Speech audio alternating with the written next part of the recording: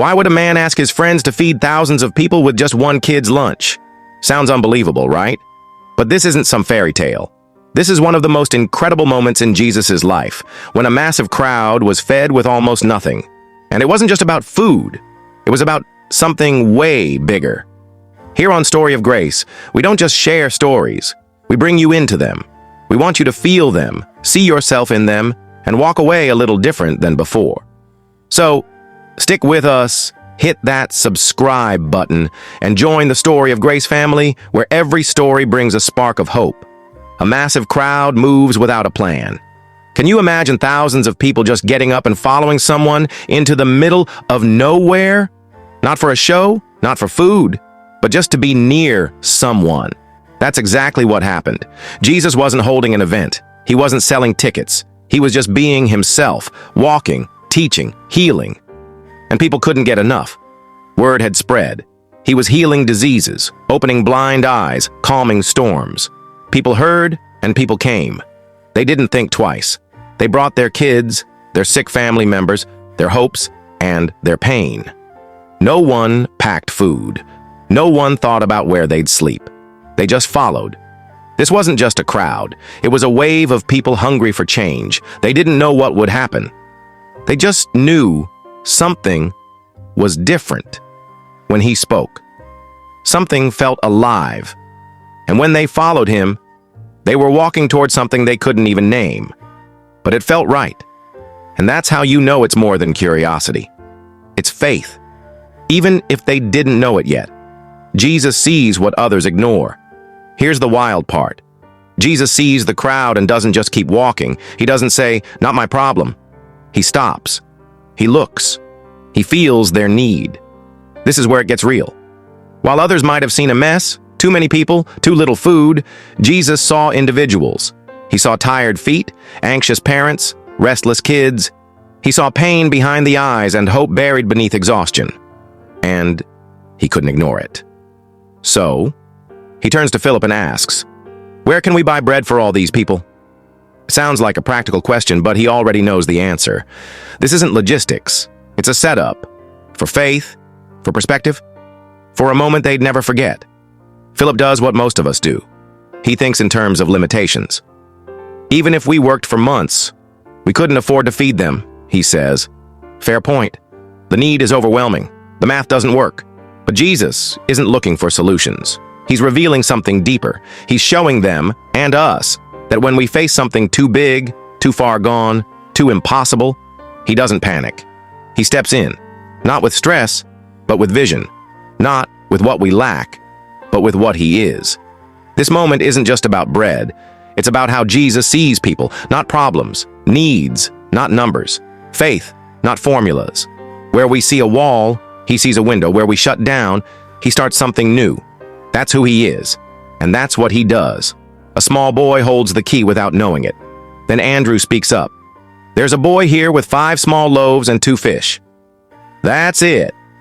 In a sea of thousands, 1 kid's lunch.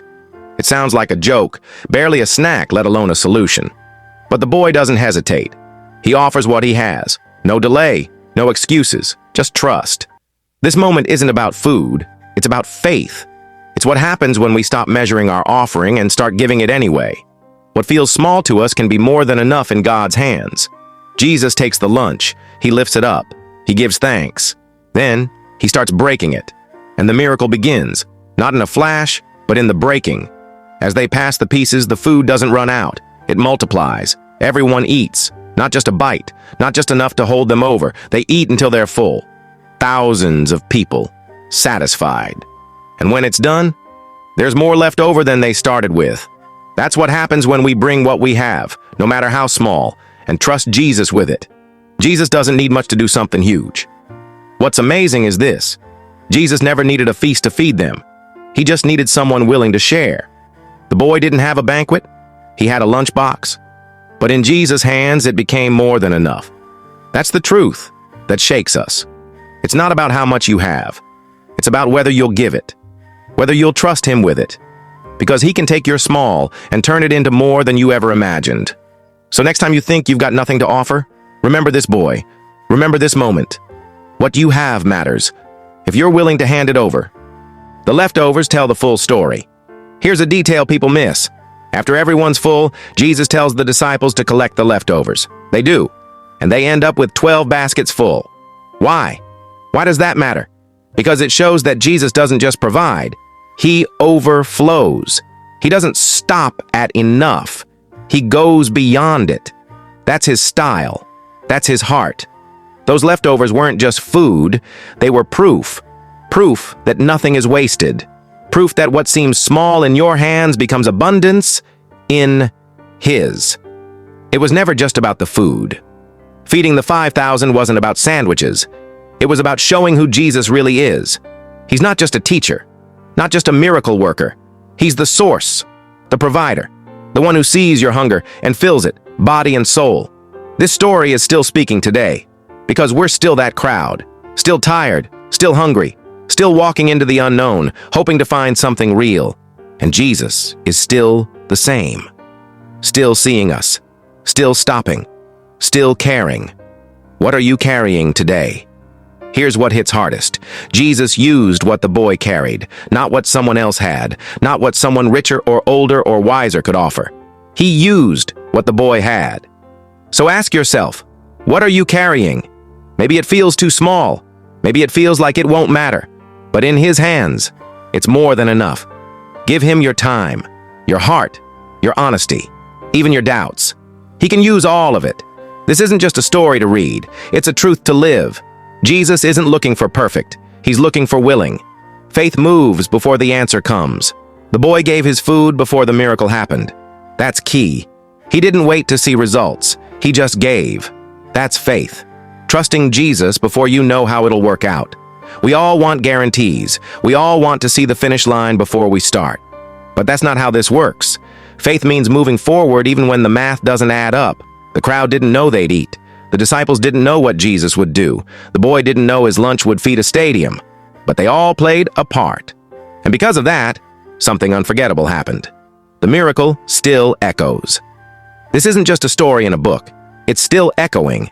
It's still calling people to trust, to give, to see the world not through what we lack, but through what Jesus can do. He's still multiplying what we offer, still meeting needs, still surprising people with just how much he can do with so little. So don't hold back. Don't wait for more. Bring what you have, your time, your story, your heart, and watch him do the rest, because he's not done yet.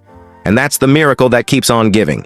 Jesus didn't just feed a crowd, he fed faith, hope, and trust, and he's still doing it today. If this story reminded you of what's possible, if it stirred something in your heart, then let's stay connected. Subscribe to Story of Grace, like this video, and share it with someone who needs a little hope today.